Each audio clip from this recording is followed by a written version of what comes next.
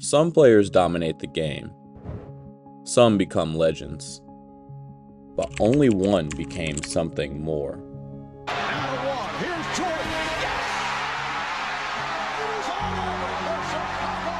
Yes! Before LeBron made it a debate, before GOAT became a hashtag, there was just one name, spoken with reverence: Michael Jordan.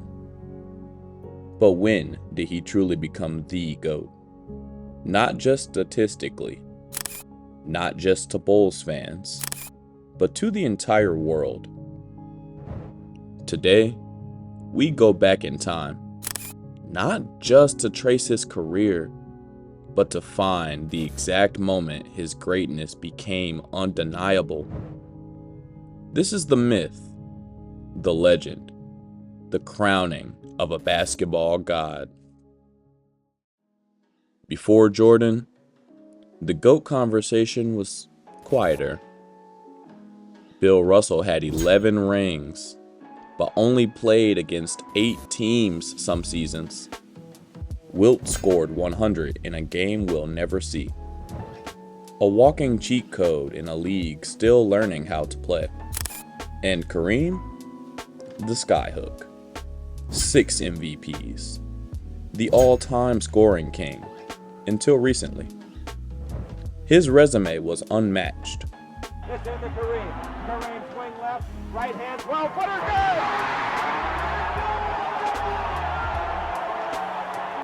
good! But his era wasn't fully televised. Greatness lived in box scores and newspaper columns. There was no internet, no social media, no moment when the world watched and agreed, this is him. That's what made Jordan different. He rose to dominance when the spotlight was brightest, and he didn't flinch. Jordan entered the league in 1984.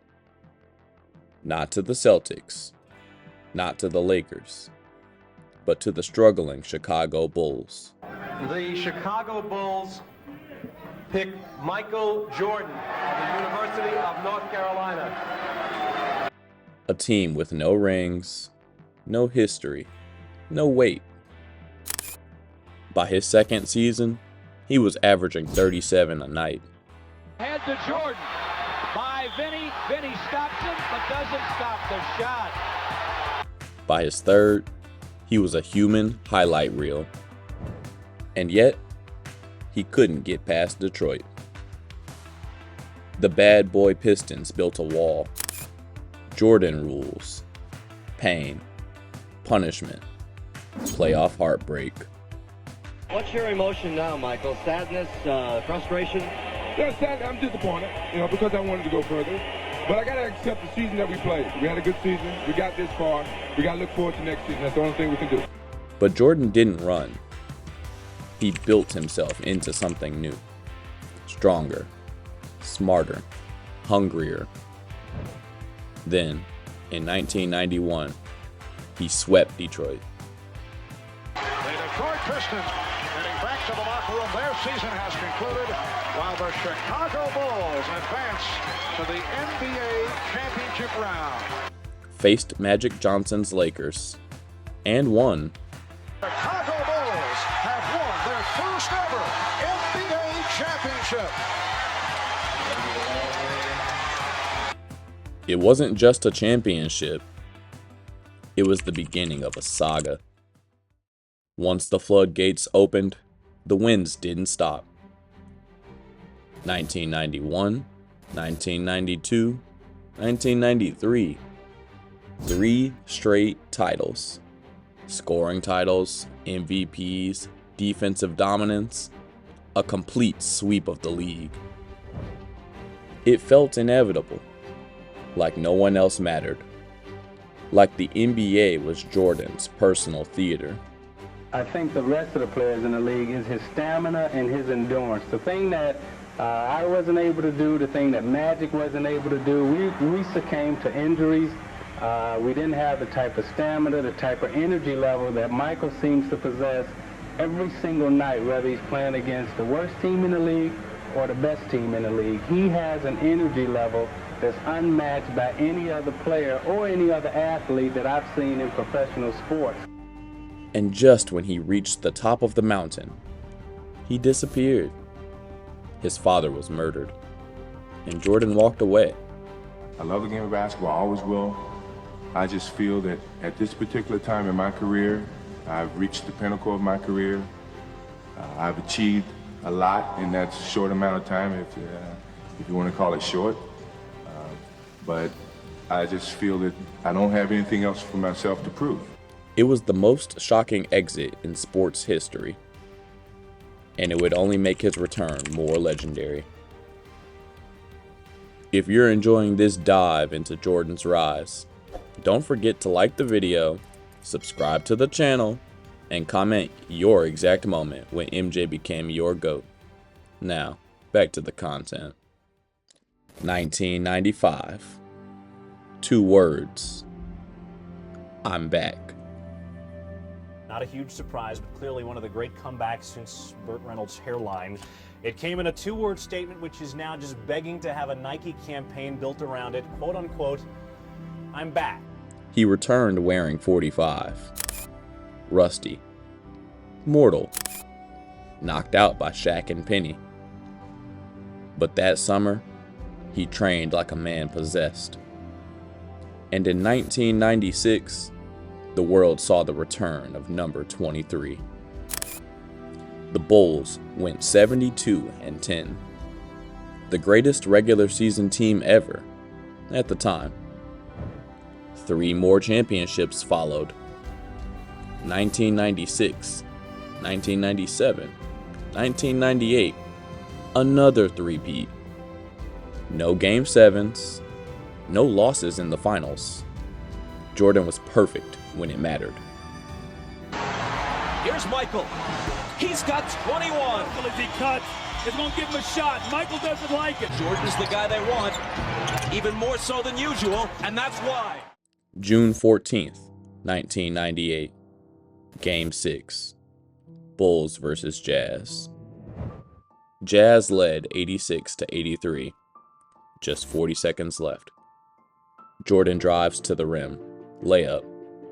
Then strips Karl Malone in the post. He brings it up himself. No timeout, no play call. Byron Russell in front of him.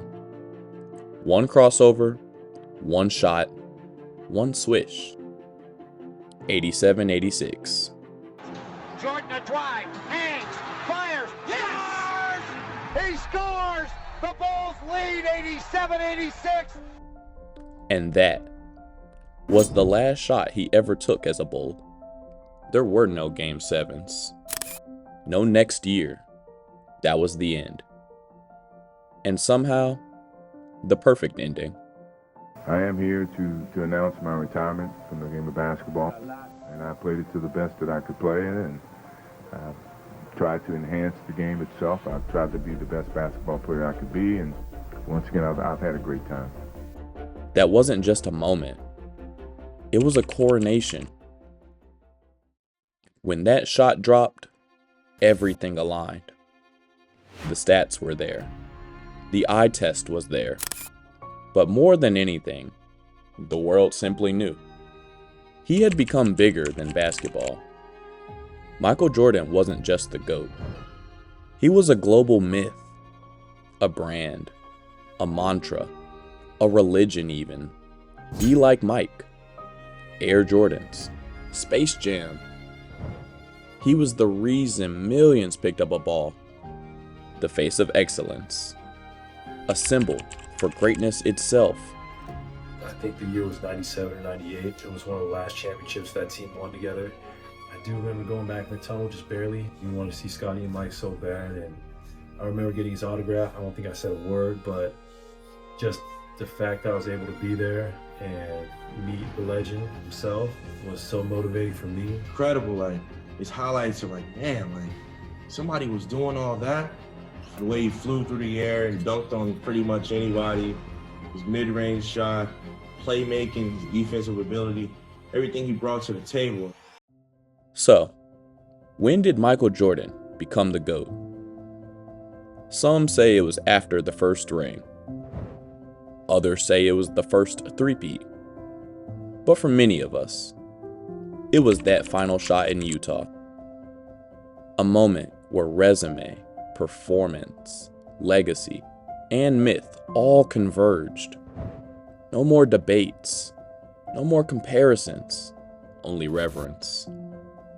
We could get all of that in totality and build up this resume of Jordan being one of those uber competitors.